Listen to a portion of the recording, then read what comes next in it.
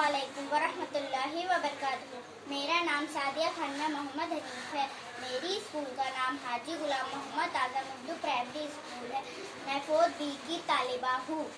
आज हम सीखेंगे वज़नी शे और हल्की शे। वज़नी शे पानी के अंदर डूब जाती है और हल्की शे पानी के ऊपर तैरती है, जैसे कि चम्मच, रबर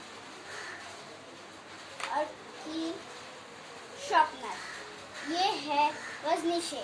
अब हम देखेंगे हल्की शे, जैसे कि बॉल, क्यूब, पेंसिल, पत्ता। ये है हल्की शे जो पानी के ऊपर तैरती है। अब तक हमने ठोस चीजें देखा, अब हम देखेंगे लिक्विड चीजें।